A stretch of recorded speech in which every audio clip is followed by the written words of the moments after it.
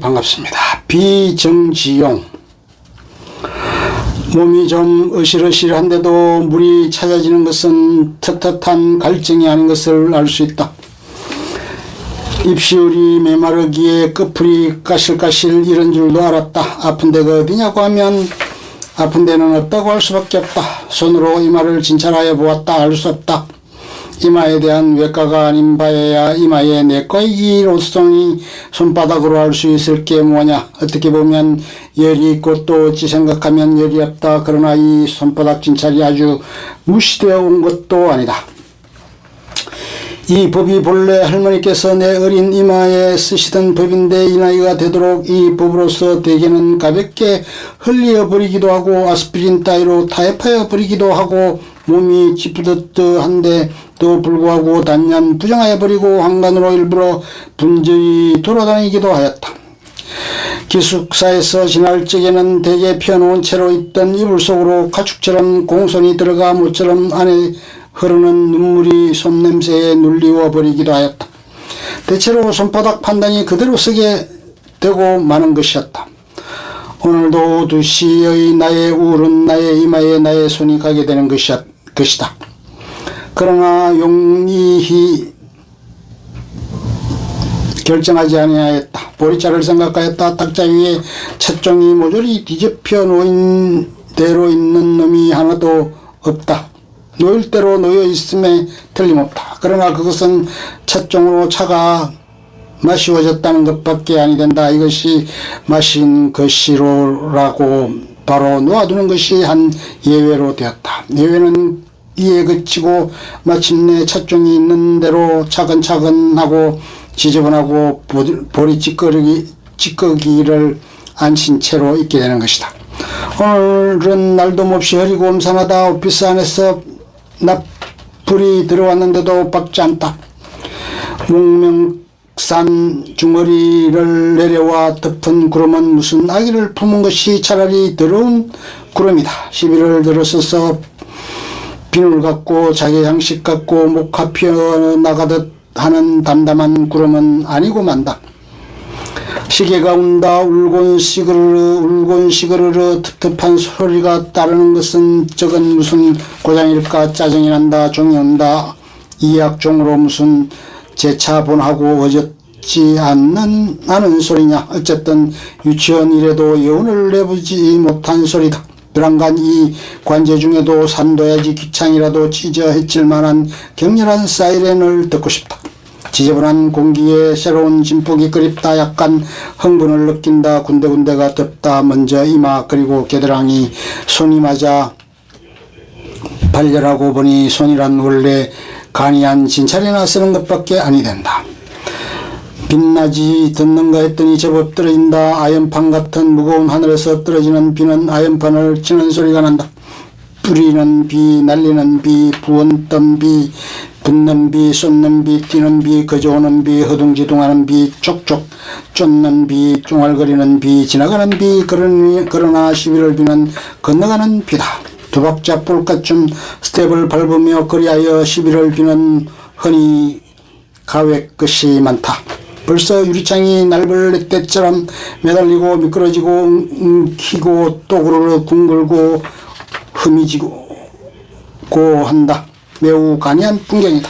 그러나 빗방울은 관찰을 세밀히 하게 하는 것이 아닐까. 내가 오늘 유유히 나를 고늘 수 없으니 만복의 풍경을 앞에 펼칠 수 없는 탓이기도 하다. 빗방울을 실험없이 들여다보는 겨를에 나의 체중이 희양이 가볍고 슬퍼지는 것이다. 설령 누가 나의 쪽지를 핀으로 창살에 꼭 꽂아 둘지라도 그대로 견딜 것이라. 나의 인생도 그 많은 항아사와 같다면 별 중에 하나로 비길 바가 아니요 한점 빗방울로 떨고 매달린 것이 아닐런가. 이것은 약간의 갈증으로 인하여 이다지 세심하여지는 것이나 아닐까. 그렇지도 아니한 것이 뛰어나가 수도를 탁 쳐서 놓을 수 있을 것이겠으나 별로 그리 할 맛 도 없고 구태여 물을 마셔야 할 것도 아니고 보니 나의 갈증이란 인후나 위장에 따른 것이라기보다는 순수히 신경적이거나 혹은 경미한 정도의 정신적인 것일지도 모른다. 옷깃을 벗어나왔다. 레인코트 단추를 꾹꾹 잠그고 깃을 세워 턱 아가리까지 싸고 소프트를 누르고 박쥐 우산 안으로 바짝 들어서서 그리고 될 수 있는 대로 가려 드디는 것이다. 버섯이 피어오르는 듯 호줄거려 늘어선 도시에서 지내기 조금 긴치 아니하려니와 내가 찬비에 젖었어야 쓰겠는가. 안경이 흐리운다. 나는 레인코트 안에서 움츠렸다. 나의 편도선을 아주 주의해야만 하겠기에 무슨 경항에 폴 베를린의 슬픈 시 겨울에 내리는 비를 엎조릴 수 없다.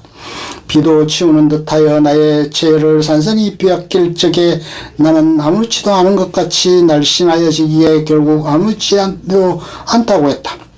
리아마 당나귀처럼 떨떨거려 그리고는 흰 버스를 잡아탔다. 유리 쪽마다 빗방울이 매달렸다. 오늘의 안에서 나는 안 샀고 빗방울에 걸린다. 버스는 후루룩 떨었다. 빗방울이 다시 날려와 붙는다. 나는 헤어보고 손가락을 비벼보고 아이들처럼 고독하기 위하여 남의 체온엔 끼인 대로 가만히 앉아 있어야 하겠고 남의 늘어진 긴 소매에 가리운 대로 잠착해야 하겠다. 빗방울마다 도시가 불을 켰다. 나는 신기일전하였다. 음악에는 봄빛이 한창 어울렸다. 호수에 물이 넘치고 금잔 뒤에 송잎이 모두 자라고 꽃이 피고 사람의 마음을 꼬일 듯한 흙냄새에 가여운 춘이도 코를 대고 맞는 것이다. 미칠 듯한 기쁨과 희망에 춘이는 희살되며 날뛰고 간다. 마을 앞 고목 은행나무 꿀벌떼가 구름박처럼 끊어나와 잉잉거리는 것이다. 마을 사람들이 뛰어나와 이 마을 지킴 은행나무를 둘러싸고 벌떼 소리를 해가며 질서 없이 합창으로 뛰고 노는 것이다. 템포린에 하다못해 무슨 김명 남쓰레기에 고구랑 나발 따위를 들고 나와 두들기며 불며 노는 것이다. 춘이는 하얀 질질 끌리는 긴 옷에 검은 띠를 띠고 쟁반을 치며 뛰는 것이다. 동네 큰 개도 나와 은행나무 아랫등에 양 앞발을 걸고 벌떼를 집어삼킬 듯 킁킁 찢어댄다. 그러나 음악에는 갑자기 비도 오고 한다. 춘이가 점점 슬퍼지고 어두워지지 아니치 못해진다. 춘이가 콩콩 기침을 할 적에 관객석에서도 가벼운 기침이 유행된다. 제로의 탓으로 혹은 다감한 청춘 선비 여자들의 폐장 상부의 뾰족한 부분에 붉고 더운 피가 부지 중에 몰리는 것이 아닐까 불어나는 것인지도 모른다. 춘이는 점점 지친다. 그러나 흰나비처럼 바닥거리며 흰 동백꽃에 황홀히 의지하려한다. 대체로 다소 고풍스러운 슬픈 이야기라야만 실컷 슬프다. 흰 동백꽃이 아주 시들 무렵 춘이는 점점 단념한다. 그러나 춘이의 눈물은 점점 깊고 세련된다. 음악에 내리는 비는 실로 좋은 것이었다. 젖을 수 없는 비에 나의 슬픔은 촉촉할 대로 젖는다.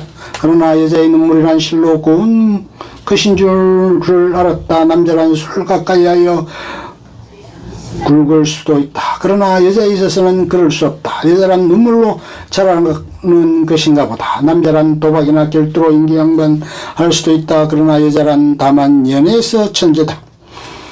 동백꽃이 새로 꽂힐 때마다 춘이는 다시 산다. 그러나 춘이는 점점 소모된다. 춘이는 마침내 일가를 완성한다. 옆에 앉은 영양한 분이 정말 눈물을 흩트려 놓는다. 견딜 수 없이 느끼기까지 하는 것이다. 현실이란 어느 처소에서나 물러나고 처치 곤란하도록 좀 어리석은 것이기도 하고 좀 면난한 것이기도 한 것이다.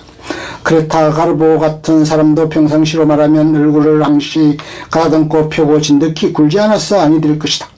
먹새는 남보다 골라서 할 것이겠고 실상 사람이란 자기가 타고나온 비극이 있어 남몰래 알을 병과 같아서 속을 지녀두는 것이요 대개는 분장으로 나서는 것임에 틀림없다.